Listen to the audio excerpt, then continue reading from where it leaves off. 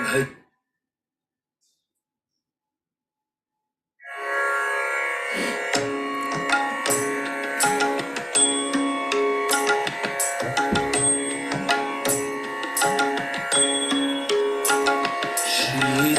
श्रीरामचंद्र कृपालु भज मन हरण भव भय दारुणम् श्रीरामचंद्र कृपालु भज मन हरण भव भय दारुणम् नवकंजलोचन कंजमुखधर क्रंजपद कंजारुणम् नवकंजलोचन कंजमुखधर कंजपद कंजारुणम् श्रीरामचंद्र कृपालु भज मन हरण भव भय दारुणम् श्रीरामचंद्र कृपालु भज मन हरण भव भय दारुणम् कंदर्प अगणित अंगित छवि नवनील नीरद सुंदरम् कंदर्प अगणित अंगित छवि नवनील नीरद सुंदरम् पटपीत मानव अडित रुचि शुचि नौमि जनक सुतावरम् पटपीत मानव अडित रुचि शुचि नौमि जनक सुतावरम् श्रीरामचंद्र कृपालु भज मन हरण भव भय दारुणम् श्रीरामचंद्र कृपालु भज मन हरण भव भय दारुणम् वजुदीन बंधु दिनेश दानव दैत्य वंश निकंदनम् वजुदीन बंधु दिनेश दानव दैत्य वंश निकंदनम् रघुनंद आनंद कंद कौशल चंद दशरथ नंदनम् रघुनंद आनंद कंद कौशल चंद दशरथ नंदनम् श्रीरामचंद्र कृपालु भज मन हरण भव भय दारुणम् श्रीरामचंद्र कृपालु भज मन हरण भव भय दारुणम् शिरमुकुट कुंडल तिलक चारुदार अंग विभूषणम् शिरमुकुट कुंडल तिलक चारुदार अंग विभूषणम् आजानुभुज शर चापधर संग्रामजित कर भूषणम् आजानुभुज शर चापधर संग्रामजित कर भूषणम् श्रीरामचंद्र कृपालु भज मन हरण भव भय दारुणम् श्रीरामचंद्र कृपालु भज मन हरण भव भय दारुणम् इति वदत तुलसीदास शंकर शेष मुनि मनरंजनम् इति वदत तुलसीदास शंकर शेष मुनि मनरंजनम् मम हृदय कंज निवास कुरु कामादिखल गल गंजनम् मम हृदय कंज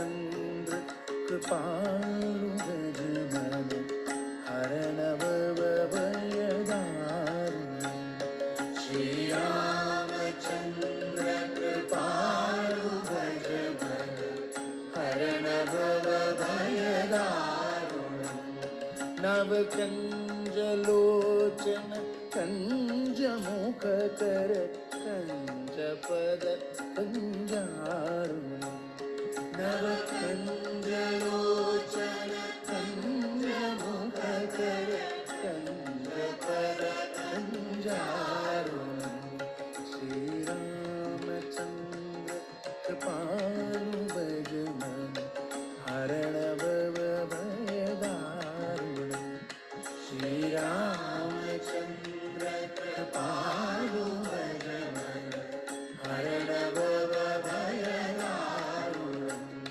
श्री रामचंद्र कृपालु भजमन हरण भव भयदारुण श्री राम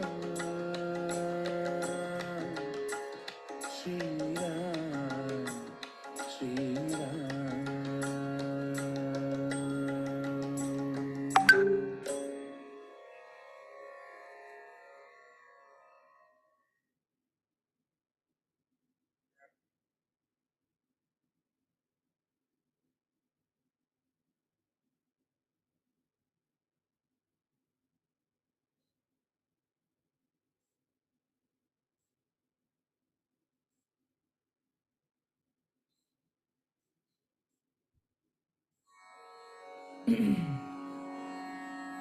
मन एक बार हरि बोल मन एक बार हरि बोल मन एक बार हरि बोल मन एक बार हरि बोल हरि हरि बोल हरि बोल हरि हरि बोल हरि बोल मन एक बार हरि बोल मन एक बार हरि बोल हरि हरि हरि बोलो हरि हरि हरि बोलो भव सिंधु पार कर लो भव सिंधु पार कर लो हरि हरि हरि बोलो हरि हरि हरि बोलो भव सिंधु पार कर लो भव सिंधु पार कर लो ब्रह्मानंद रूप हरिपतित पावन हरि एक बार हरि बोल ब्रह्मानंद रूप हरिपतित पावन हरि एक बार हरि बोल मन एक बार हरि बोल मन एक बार हरि बोल हरि हरि बोल हरि बोल हरि हरि बोल हरि बोल मन एक बार हरि बोल मन एक बार हरि बोल हरि पिता हरि माता हरि पिता हरि माता हरि गुरु ज्ञान दाता हरि गुरु ज्ञान दाता हरि पिता हरि माता हरि पिता हरि माता हरि गुरु ज्ञान दाता हरि गुरु ज्ञान दाता चिदानंद रूप हरिपतित पावन हरि एक बार हरि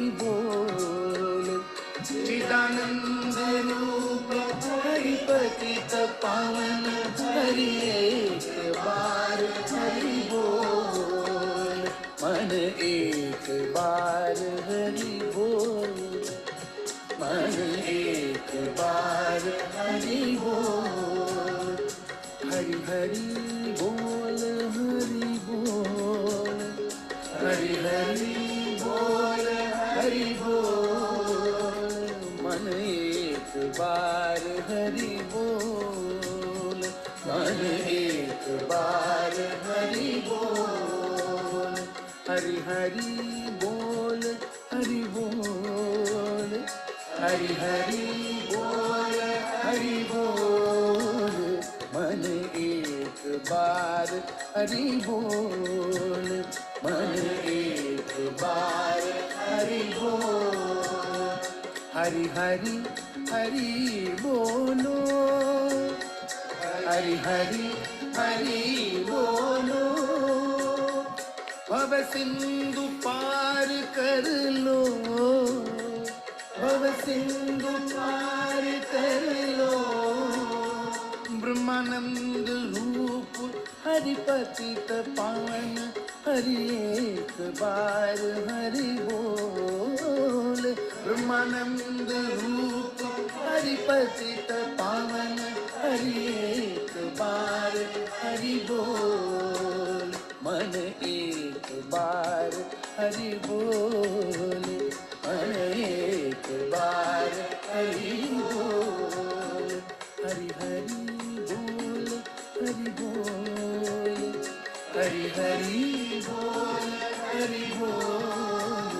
मन एक बार हरि बोल, मन एक बार हरि बोल। मन एक बार हरि बोल।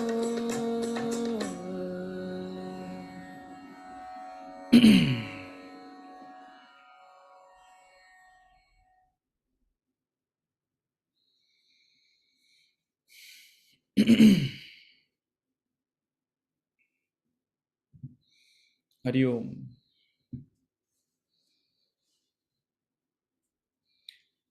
I will allow you to unmute yourselves now. Hari Om.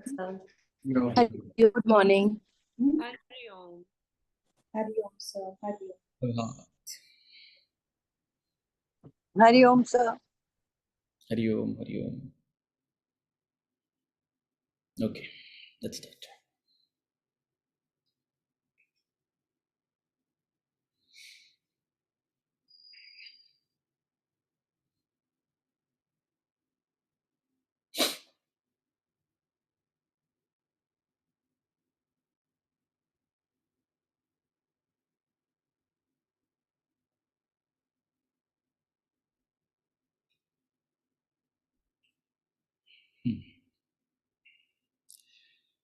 Om.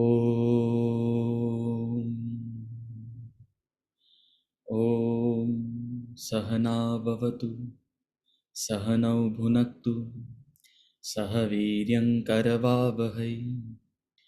Tejasvinavadhitamastu ma vidvishavahai. Om Shanti Shanti Shanti.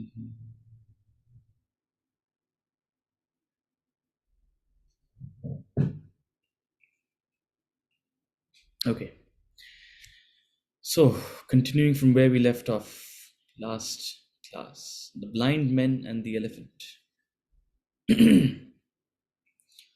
So Vedanta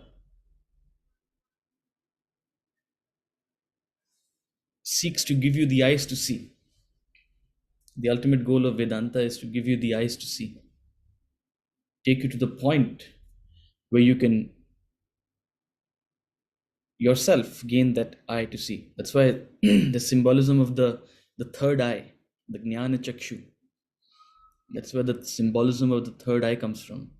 Because spiritually, these two eyes are not enough. Spiritually, we are blind.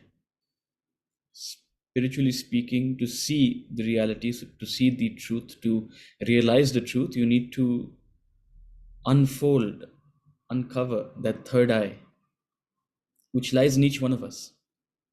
but it's something that has to be unfolded by your own effort. In the Bhagavad Gita, Vyasa gave Sanjaya a sort of eye to see. Vyasa gave Sanjaya the eye to see the war, the eye to see that grand occasion which he narrated to Dhritarashtra. Very interesting symbolism. Dhritarashtra is completely blind. His blindness is not just physical blindness, his blindness also reflects his spiritual blindness.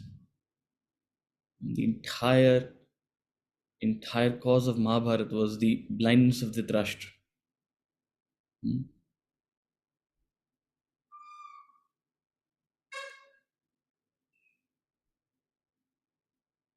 This is what the impact one person's attachment can have. One person's attachment can have such consequences. An entire Mahabharata. Dhritarashtra as a father, as a king, could have at multiple occasions averted the war. Could have at multiple occasions rebuked his son or sons. Chose to ignore them. You're so attached. How can my children be wrong? And even if they are wrong, so what?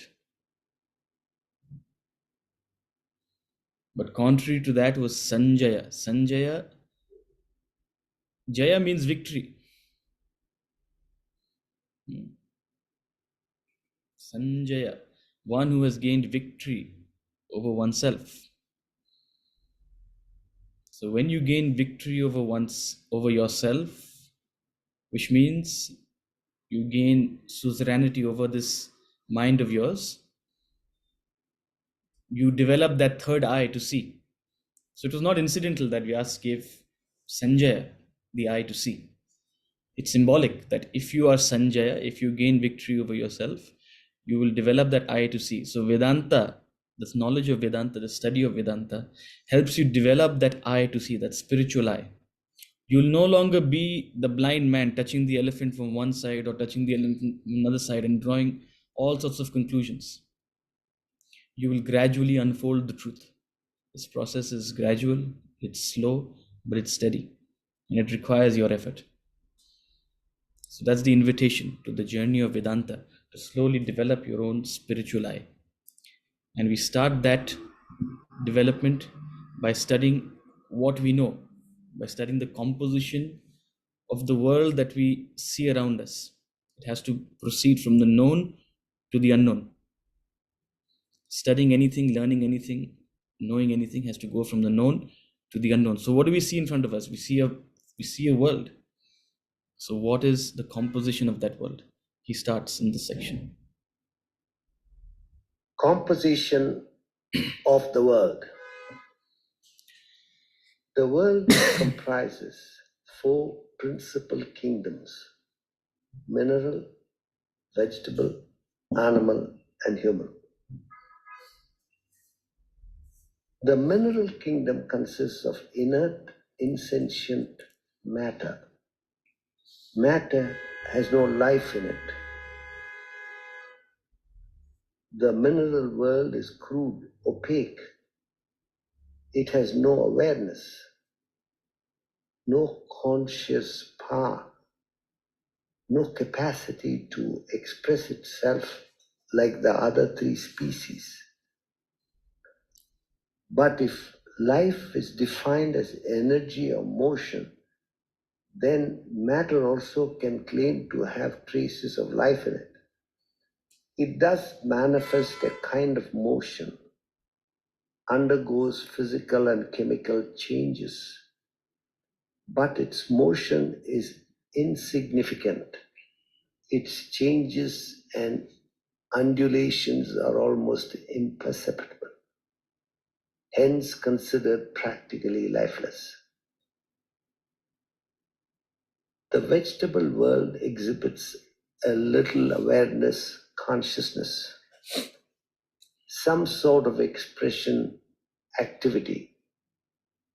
Plants grow, their branches reach different directions, their roots deep into the soil, but they cannot move from place to place. Their motion is confined to a spot. Their manifestation of energy, motion is restricted, limited. Animals are more conscious of the world than plants and minerals. They belong to a higher cadre of evolution. Their motion is not confined to a spot as with plants. Their expressions are far and wide. They are known to travel great distances when the necessity arises. Humans are the most evolved among living creatures. Their consciousness or awareness of the world is supreme. They exhibit far greater energy and motion than the routine mechanical movements of animals. Endowed with paramount powers, they control all other beings, even harness time, space, and causation. No animal can conceive, much less achieve these feats. Above all, a human alone can surmise the existence of God. The German philosopher Leibniz says that life has three manifestations. Life sleeps in plants, dreams in animals, and wakes in man. The human So, life sleeps in plants, dreams in animals, wakes in man. Beautiful quote by Leibniz. The world around us is made up of principally four kingdoms. Everything else falls into one or the other. Everything that we know falls into one or the other kingdom. The four kingdoms are divided in terms of primarily two things. One is the level of life and activity it manifests, its expression, and second of all, how dependent it is on the environment. So these kingdoms are divided based on two things: how much their expression, their manifestation is, and how dependent they are on the environment around them. So the most dependent, almost completely dependent, and least expressive is the mineral kingdom, practically lifeless for all practical purposes. Yes, if you go dig deep into it at an atomic level, there is a lot of motion, there's a lot of activity happening. But from the perspective of an expression, whatever changes happen in matter take years and years and years.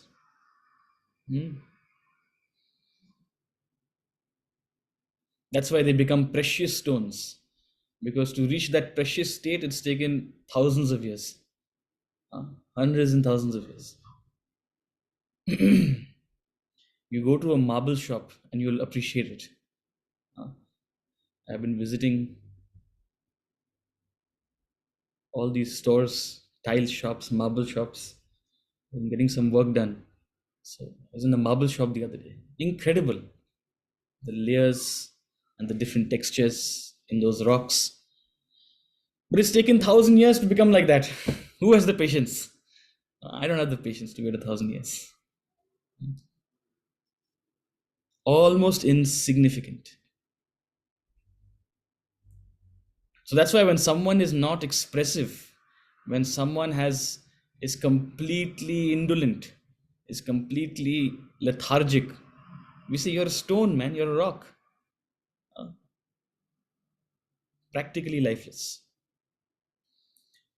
Slightly more expressive than the mineral kingdom, and somewhat showing some signs of self-sufficiency, is the vegetable kingdom.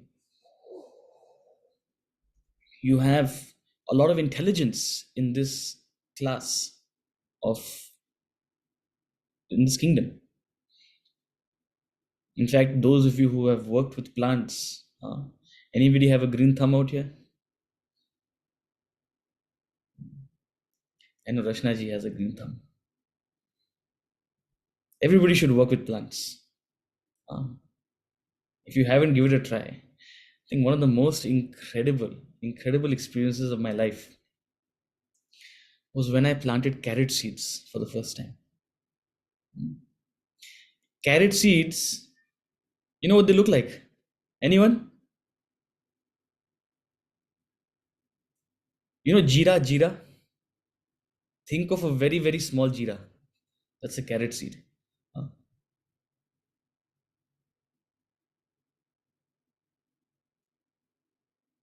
So one of the most incredible experiences was planting these carrot seeds. And a couple of days later, there'll be a small germinated seed, something poking out of the ground. In a couple of weeks, you'll be able to see, you know, the head of the carrot, at the top of the carrot on the surface. And your impulse will be, oh, let me see how deep it is dug. But once you take out a carrot, it can't grow anymore. So the farmer will tell you, be patient, be patient. The top of the leaf will indicate when the time is there to harvest it. And how different plants use the soil around them. Everybody should work with plants. Beautiful amount of intelligence. But still, a plant is limited in its expression. You don't see a plant moving about. You don't see a plant expressing its emotions as such. Some people may argue, no, plants have emotions. You make it listen to music, it will respond. Okay, even if I say plants have those things, how expressive is it? A plant will never cry to you about, you know, how bad the air is. So even if there is some kind of at a physical level, there is some manifestation of, response to the environment, it's not expressive. So for all practical purposes, plants don't have emotions. Just as minerals don't have life as such, for all practical purposes, plants don't have emotions. It's limited in its expression, and it's relatively dependent on the world. There is some level of self-sufficiency. It's incredible. The entire stuff of a plant is packed into that one seed, and they're quite resilient, but at the same time, they're very, very dependent. A few days of unexpected rain, and the entire crop is lost. Then you have inflation, tomatoes. See, I'm a householder, so I know all these things. I'm a grihastha now. So I know all these things. 250 rupees kilo. Oh my God. Why has that happened? Because few days the weather was bad. Entire harvests were lost. Of course, there are many other reasons for it, but a plant is dependent. If you go away for a week, you can't tell the plant, hey, listen, I've kept water on the side, please go and get it. Your Mali will have to come and give it water. It's dependent.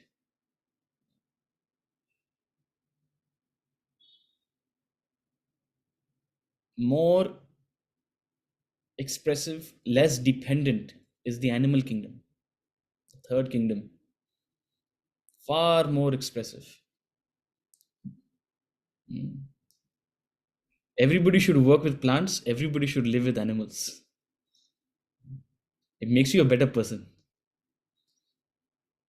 Everybody should work with plants. Everybody should live with animals. I still remember I spent 2.5 months working at a farm. And it was incredible. I discovered how intelligent and sharp goats are. You know, goats? They're extremely attached creatures. If they become your pal, they'll cling to you. Almost like, get off me, man. If a goat becomes pally with you, and very smart, very sensitive creatures. So animals, if you're around them, you'll notice how sensitive they are, much more expressive than plants. They express their emotions. The same maternal emotions that a human will feel, an animal feels. The same expressions of pain and fear and anxiety. Oh God, I have a little one at home, small Shih Tzu. Hmm? The moment there is thunder in the air, in the sky, you'll start shivering. Every day, just like humans throw tantrums, these animals also throw tantrums.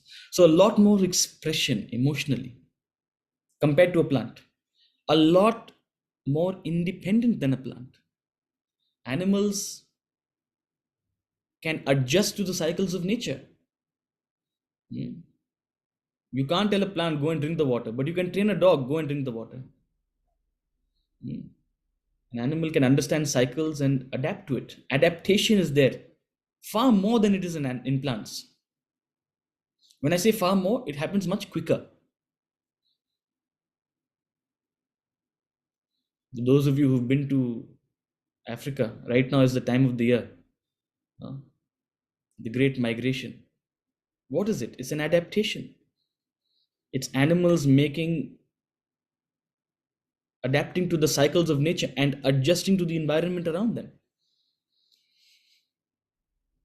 And you get to see that massive spectacle in the Great Migration. Beautiful. But still, an animal is dependent, very, very dependent. Hmm? An animal cannot change circumstances. An animal cannot control the conditions. Whatever conditions are given to it, it can at best adapt to it to the best of its ability, but it can't quite control it, change it. And the fourth cadre are human beings. The fourth kingdom is human beings. Most expressive, more than animals. No animal can write the village preacher. Huh? Anybody know the village preacher, the poem?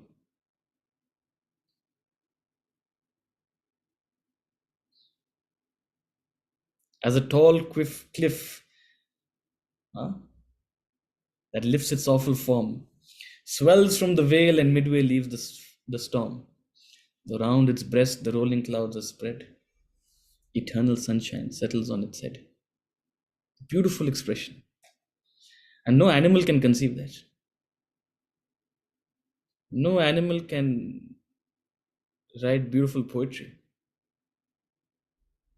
A human alone has far, far greater, greater in magnitude, its capacity to feel and express. And a human is far less dependent on the world compared to animals. We're talking about the capacity of a human. Most humans are more dependent on the world than animals. Huh? If most wives leave their husbands, they won't know what to do. Like the plant, they will perish. Huh? So we're not talking about the actual state of people. We're talking about the potential of people. The potential of humans is to be far less dependent, far more independent. Look at the rooms you're sitting in right now. Whatever the weather outside, you're sitting in a conditioned room. Whatever the noise and everything outside, you're sitting in a relatively soundproof area. You've harnessed the environment. You are relatively independent of the environment. Animals do great migration from one part of Africa to another part of Africa. Humans are going across beyond the solar system. So, what sort of migration is that? Soon, if Mr. Elon Musk is to be believed and followed, we'll be an galactic species. Maybe not galactic, maybe interplanetary species.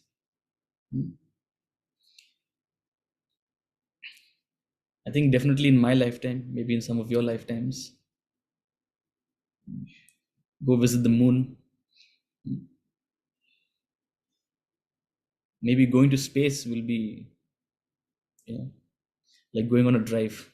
Do you want to go to India Gate or do you want to go to space? You can choose. What do you want to see? India Gate or space? It'll happen. Humans are far, far more capable.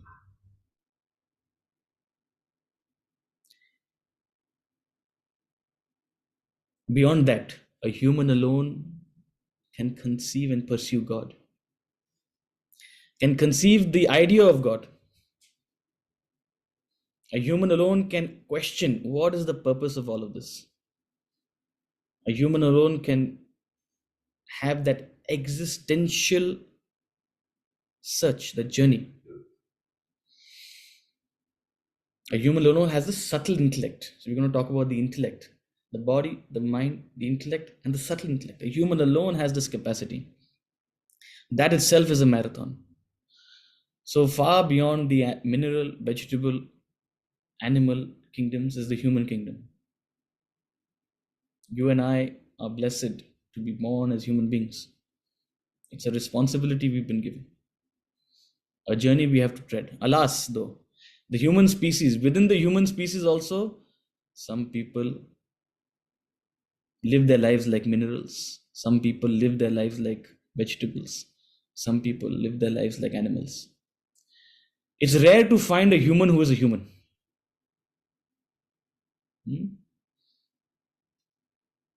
It's rare to find a human who lives up to the capacity of a human.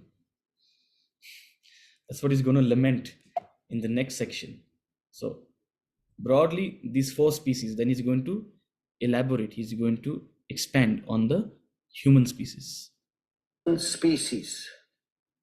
The universe is a composite structure with an orderly system. It resembles a colossal spiral tapering to a point.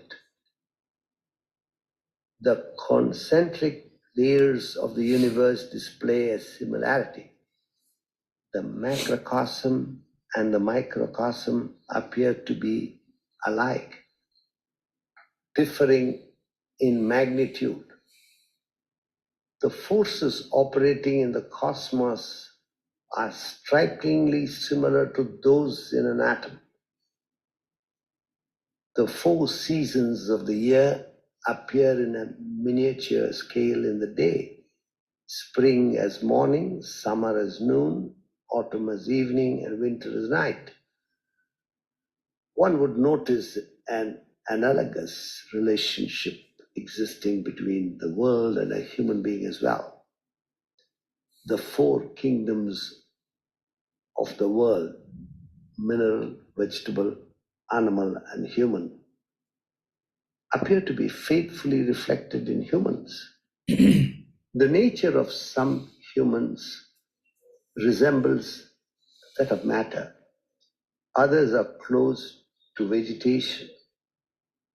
Yet others are akin to animals. Only a small fraction fits into the caliber of a human being. Whereas it is difficult to find one in a generation who has reached supra-manhood, godhood. The human species may be categorized thus under 5 distinct heads: mineral person, vegetable person, animal person, human person, God person.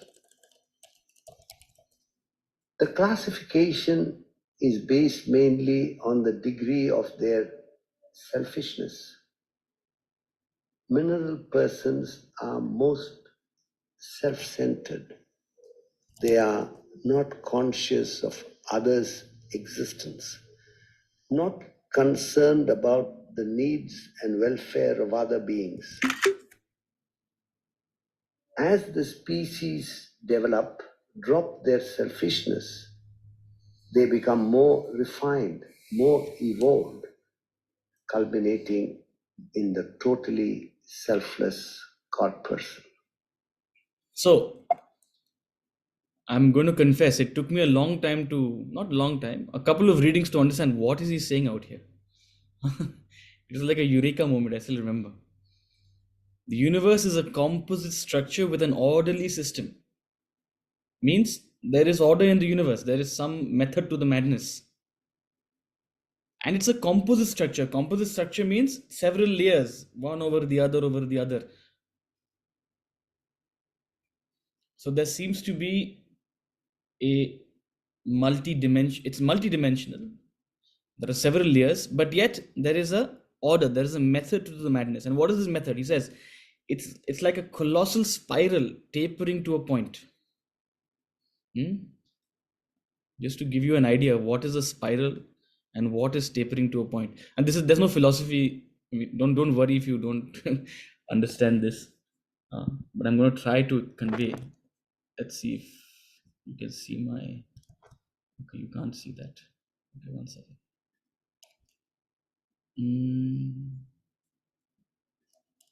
Okay, I'm going to share my screen.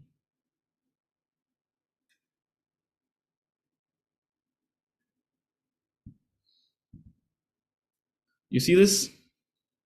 See the screen?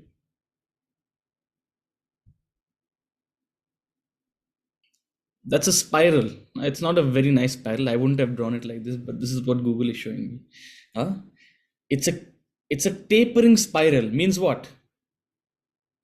First there's a big circle, then there's a smaller circle, then there's a smaller circle, then there's a smaller circle, then there's a smaller circle, all the way going till a point. That's what it means to be a tapering spiral. Means that the smaller circle is like the bigger circle, just smaller in size, but the qualities are resembled, are similar. For example, as he says, there appear to be 4 seasons in a year. That's one big circle. The bigger circle is one whole year. The smaller circle is one day. Just as you have spring, summer, autumn, winter, you have morning, noon, evening, night. Morning is pleasant, noon is warm, evening is again pleasant, night is cool. Spring, summer, autumn, winter.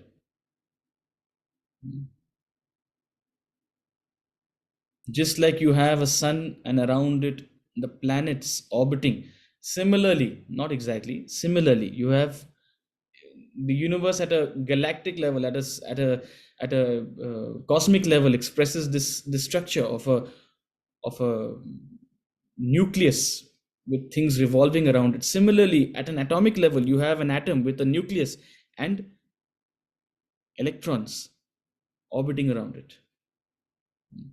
So it seems to be a very similar structure in 2 different degrees. So he says the macrocosm and the microcosm appear to be alike. They differ in magnitude. Some magnitude is small, some magnitude is large. Something happens in a microcosm. So a microcosm is something that is small. A macrocosm is something that is large. The entire world constitutes the macrocosm. The individual constitutes the microcosm. So this 4 species, how is this relevant to what we're discussing? The 4 kingdoms we've talked about in the macrocosm, he says, they also exist within a single kingdom.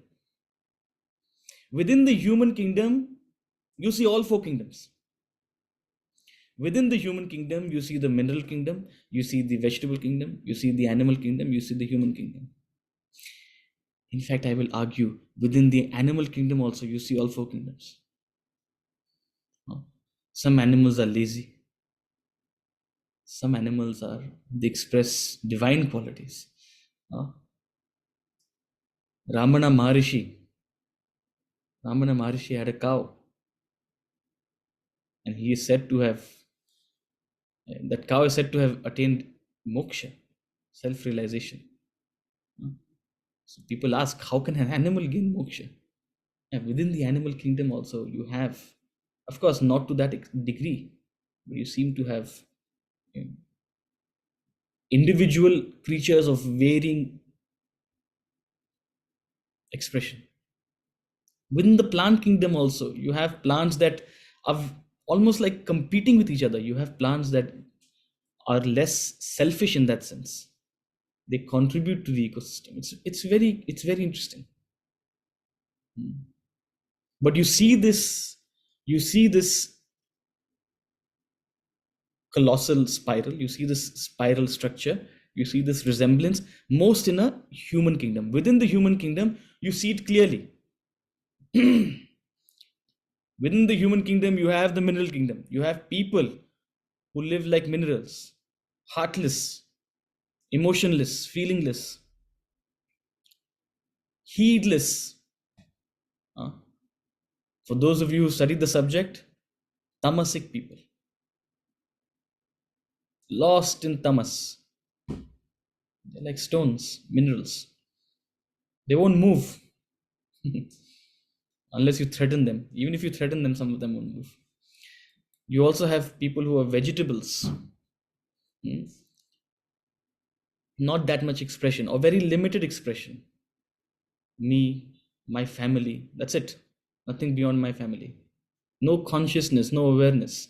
Then you have animal people, very passionate, very desirous, completely reactive to the environment around them. And you see that lots of rajas. Then you have human people, people who are balanced, people who are relatively mature and poised, people who have some level of control of their environment and their surrounding, people who have an ability to be stable.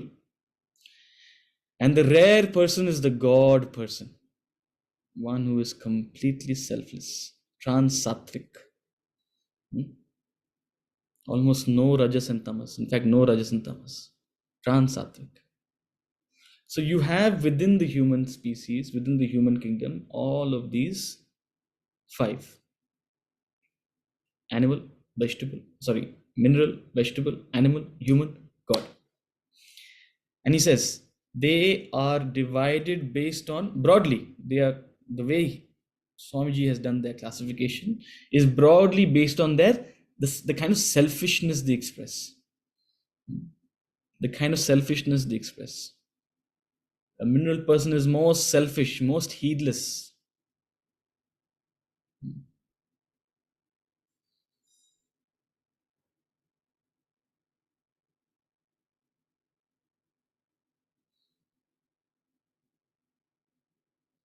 A person completely lost in the influence of drugs.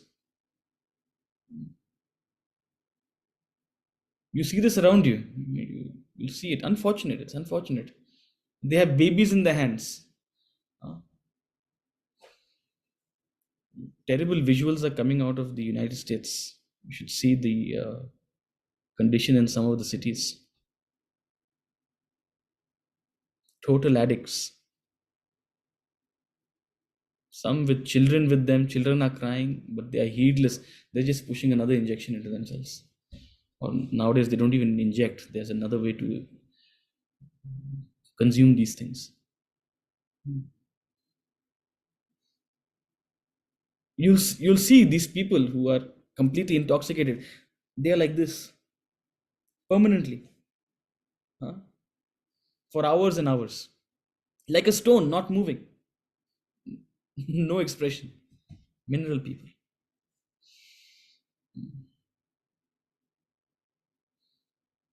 People elsewhere you see an expression of extreme cruelty, extreme heartlessness, almost no conscience. Mineral people. So both in terms of their expression and their circle of identification. Mineral people. So he's going to classify mineral, vegetable, animal, human, and God person. Those in the mineral category are stone-like, gross and lethargic. Like matter, they hardly manifest any energy or activity. They are irresponsible, indifferent, heedless, and fail to react to the world. Remaining at the physical level, they merely gratify their senses and satisfy their personal needs even at the cost of their family, community, or country. The nature of such persons is totally selfish. Note their traits carefully. Study and understand their character. It will help you to pull yourself up when your personality slips into those demeaning qualities. I know what all of y'all are thinking. Huh? That person is definitely a mineral person. Huh? This person is definitely a vegetable person. Human tendency to always be extrovert. Study and understand this. Why? Because it will help you pull yourself up when your personality slips into these qualities. We're not concerned with others out here in this classroom. If you're having that thought in your head, who's a mineral person, you're already classifying. These people are minerals, these people are vegetables. Stop it. Here we are only focused on ourselves. And understand, no matter how good you are, you're always susceptible to slipping. You're always susceptible to slipping. So study and understand the characteristics of a mineral or a vegetable person so that you don't fall into that category. That's about it. You can inspire others, you can guide others, no doubt, but first fix yourself. The vegetable persons are a little less selfish, but still everything they do centers around their self-centered desires. Their interest and attention revolves around their immediate family. Spouse and children are their altar.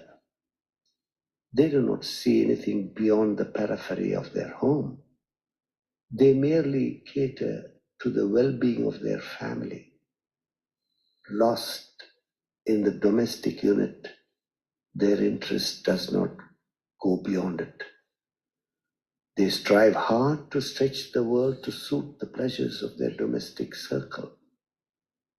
The world, however, cannot cater to the welfare of one family. In this struggle, they become mentally disturbed, unhappy. So a vegetable person is less selfish than a mineral person. A vegetable person has their identification, their awareness extending to their family, their immediate family. Immediate family, not brother's family, not sister's family, only their own family. You know what is the largest number of cases in the courts right now pending?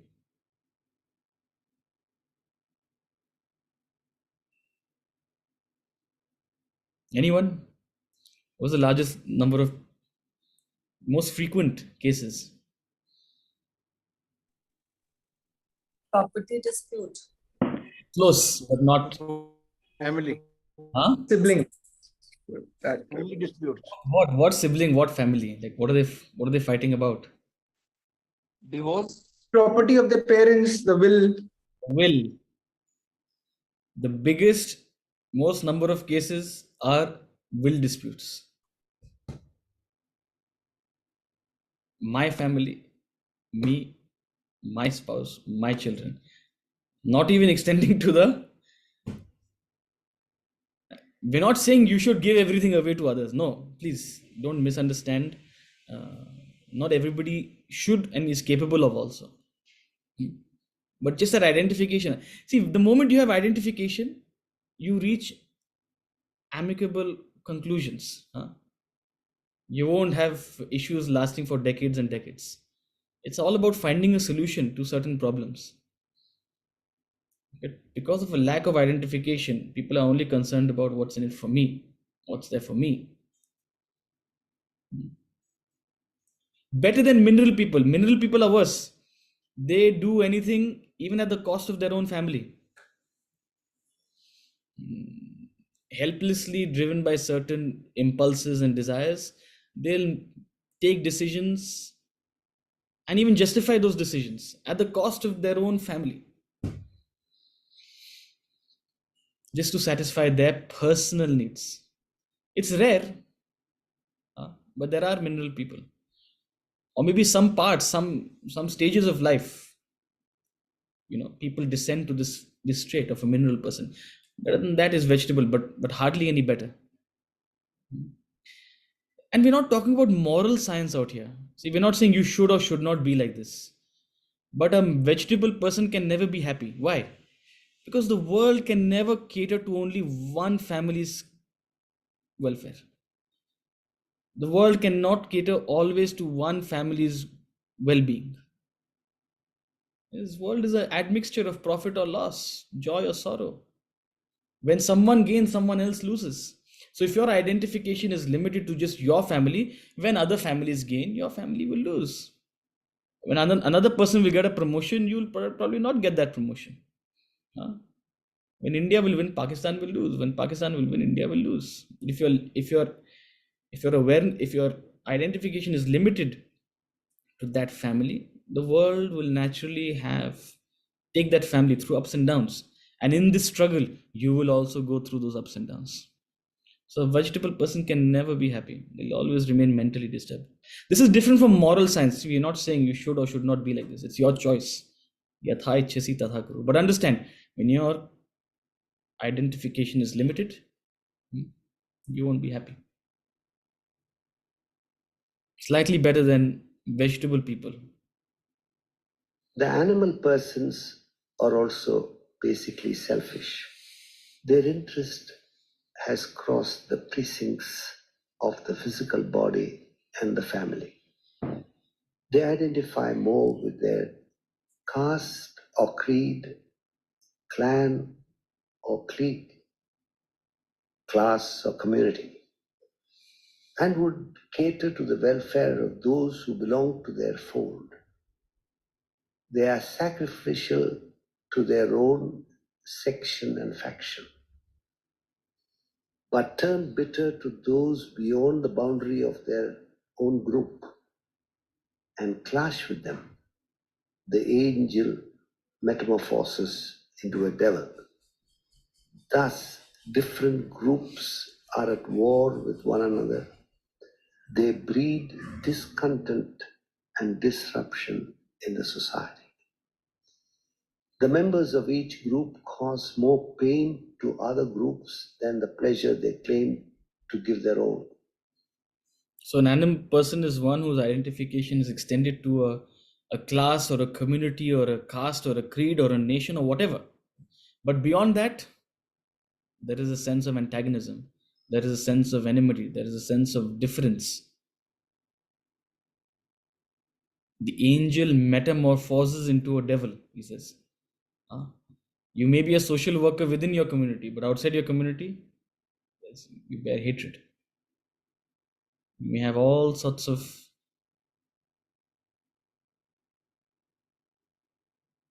terrible, terrible beliefs.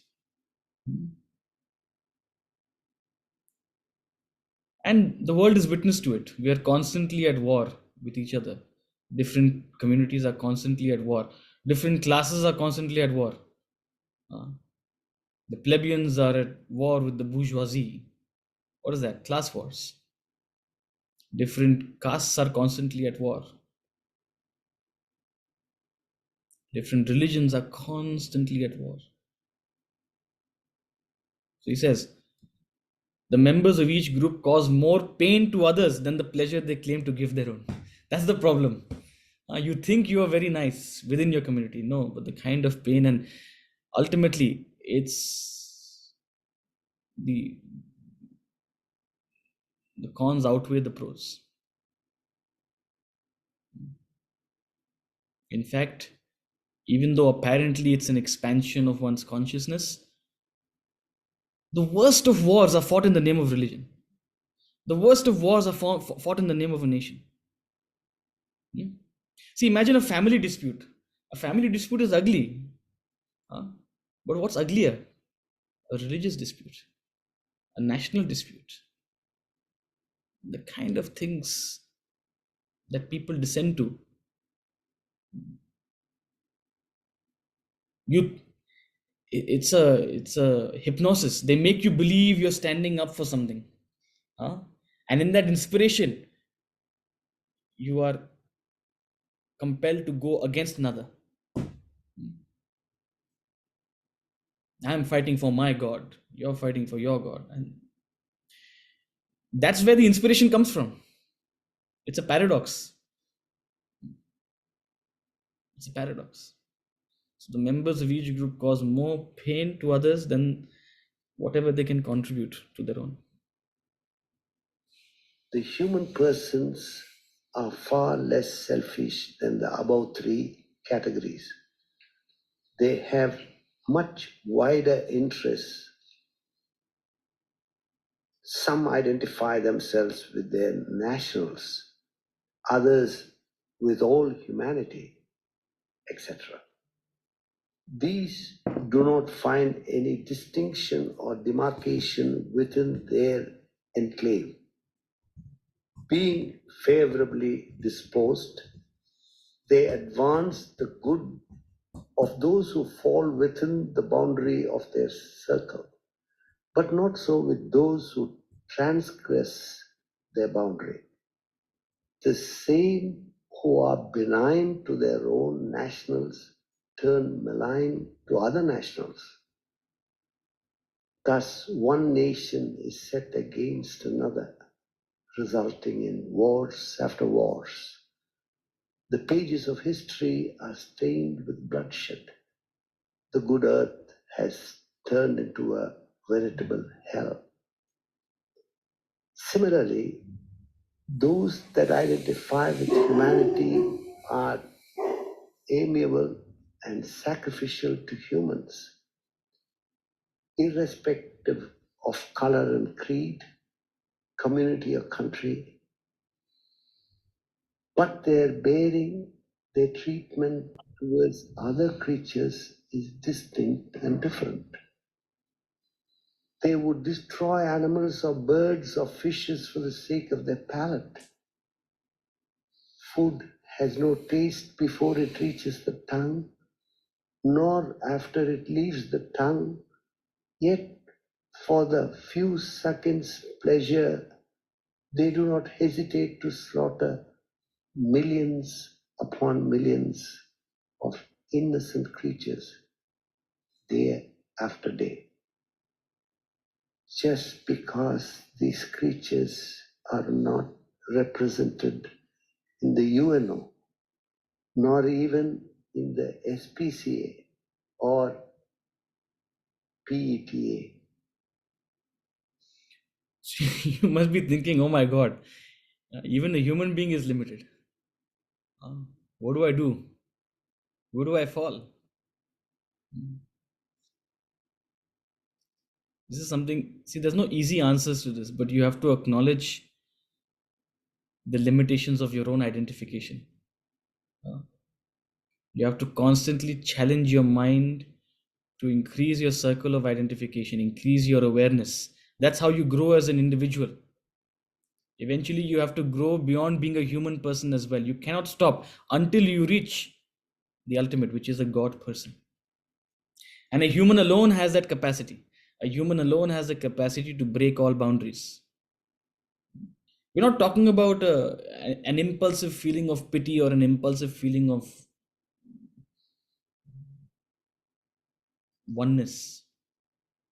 It's a gradual and conscientious expansion of one's identification. Don't worry too much about the limitations of a human person.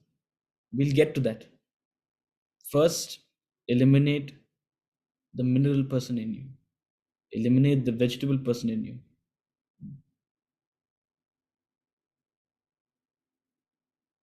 If you become a human person also, you will have a good life.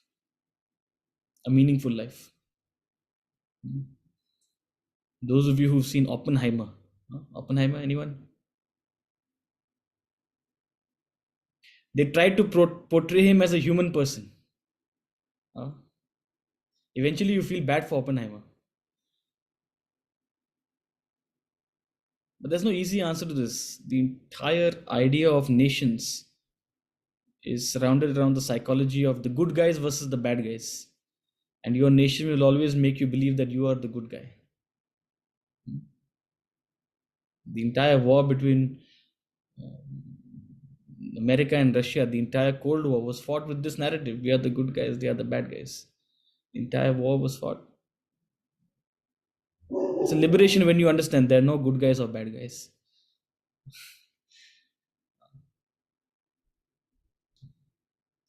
So gradually, steadily break all boundaries. That's growth as an individual. Ultimately, till you reach the state of a God person. Ultimately, when you realize the limitation of the world and its false boundaries, you develop that capacity to liberate yourself, to break free from the shackles of the world. What is the God person? We will explore in the following class. I have a little bit of a hard stop, so I'll take any quick questions if there are. I do have to stop in the next 7-8 minutes. So are there any questions? Please, can you explain the spiral again? Because I didn't get that. I mean, You know what a spiral is? yeah. Like a spring in your bed, old beds, spiral, right? A tapering spiral is like a spiral where each circle is smaller than the preceding circle. Each circle is smaller than the preceding circle. What will happen eventually? It will taper to a single point. Point. So that's a circle tapering. It's a tapering spiral, right? So tapering spiral is, even though the circles are smaller as they go, but the circles are similar in their properties, in their qualities, right? It's still a circle, right? So in that sense, so the circles, the various circles of a spiral, they differ in magnitude, in degree, but in terms of the quality, they are similar, right? The same qualities are expressed or resembled in a smaller circle as there are in a bigger circle. So just like a tapering spiral, the world is like a tapering spiral. You have a larger circle, which is like a cosmic scale, right? The entire universe. Now, the entire universe seems to be made up of millions and millions and millions of galaxies. Just like this simple object in front of you, it's made up of millions and millions and millions of atoms. This is a microcosm. It's like the small spiral. The universe is like a macrocosm. Within the universe, you have so many galaxies. Within the galaxies, you have so many suns. There seems to be so much space between each galaxy, each sun and the planet. Similarly, when you study, if you've got the chance to ever study chemistry or even work in a lab, you'll realize that even this object is a solid object, if you go at an atomic level, it's mostly space. It's mostly empty space. It's remarkable. When you start thinking about these things, then you will stop worrying about your problems. Stop worrying about who said what and why. It's baffling, right? So what it means to be a colossal spiral tapering to a point means the expressions of the macrocosm appear also in the microcosm. The qualities of a larger scale appear similar in a smaller scale. So just as you have 4 broad kingdoms, within a single kingdom, you have those kingdoms as well. Just as you have 4 broad kingdoms of minerals, vegetables, animals, and humans, within a human kingdom itself, you have minerals, vegetables, animals, humans. Little bit. Within an individual, you have a mineral, vegetable, animal, human. Sometimes don't you say, oh, I can't believe it. I was being so insensitive. Huh? At that point of time, you were behaving like a vegetable or you were behaving like a mineral. Huh? Every human being early in the morning feels like a Buddha. Every morning, everybody's a God person. But no sooner the day starts than you become an animal person, a human person. By the end of the day, you're a mineral person, lethargic, heedless. So in the cosmic scale, in the large scale of the world, you have four kingdoms. Within a particular kingdom, you have the four kingdoms. Within an individual, you have the four kingdoms. Within a certain time of the day, you have the four kingdoms. So that's what he's trying to make you appreciate, that it seems like a spiral structure. The universe seems like having a spiral structure. Thank you. First Thank time you, I read it, I was like, okay, Brilliant. saying something I don't understand. I pretended to understand. After reading the book 2-3 times, I suddenly realized, oh my God, what is he saying? Okay, it's a beautiful concept. So I thought I'd try to share it with you. Thank you. Swamiji has mentioned Chandra Shaka Nyaya, Mhm. and you gave a little explanation. Because is it a pointer to the moon, or we should be not bothered about the moon, the point? It's the moon, or what is actually the? How do you understand that? Chandra Shakha Nyaya is a analogy given to explain the role of spiritual knowledge in your journey. The role of spiritual knowledge in your journey. The premise is that knowledge itself does not lead to realization. The role of knowledge is to remove ignorance. The role of knowledge is to take you up to a point of what is called dhyana, meditation. Ultimately, you have to go beyond the knowledge itself. So, the truth is not in these words, it's not in these verses, it's not in these scriptures. The truth cannot be captured just by certain concepts. The truth is something you have to realize by going beyond just words, just concepts, right? It's not an God is not an intellectual concept. God is not something you read about in the scriptures. God is not something with a form. You have to realize God.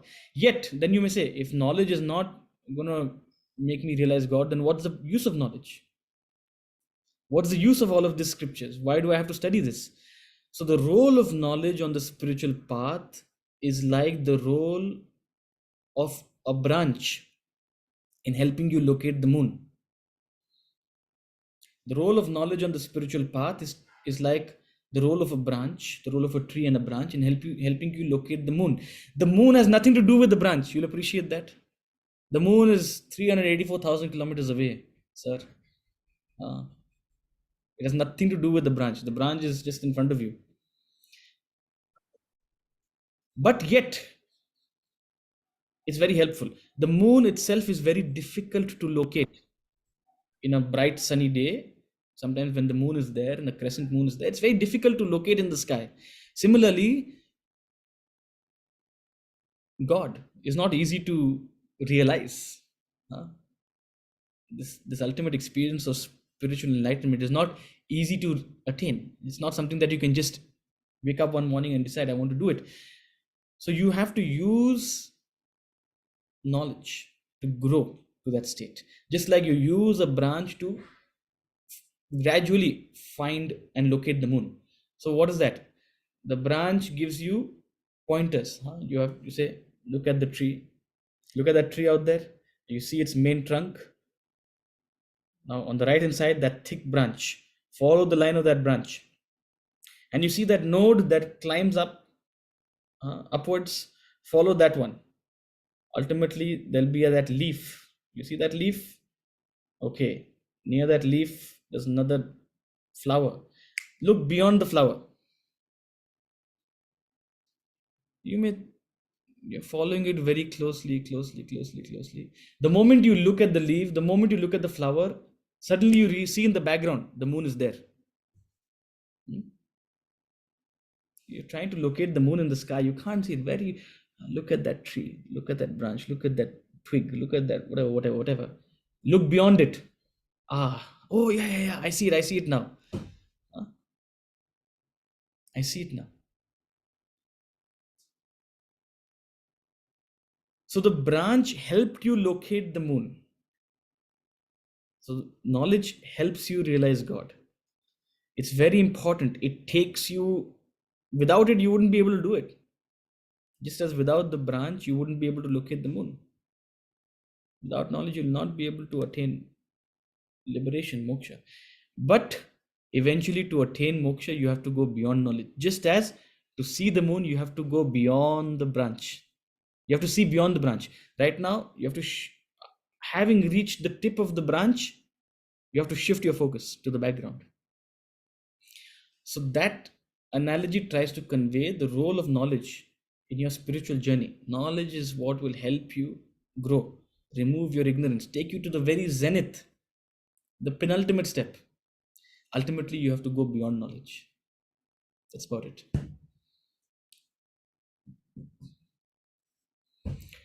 Further questions? Any quick questions?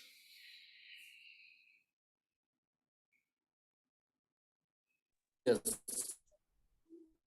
It's Who's sorry?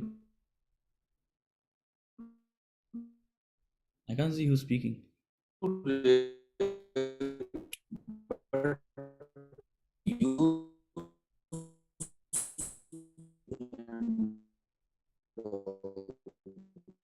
Can anyone hear, or is this my connection that's poor? No, Can't hear. understand. I can't tell who's speaking.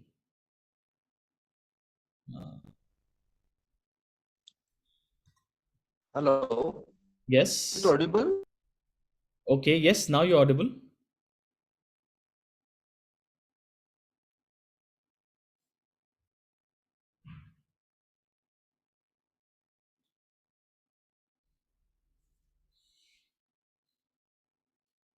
Yes. Technology is not helping us.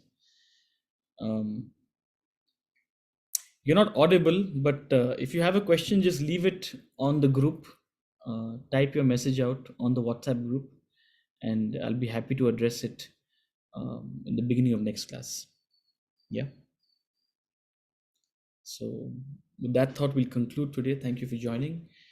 Have a good week, a good weekend, and we'll see you again next Monday. Thank you, Guruji. Thank you. Thank you, Hari. Thank you so much. Thank you. Thank you.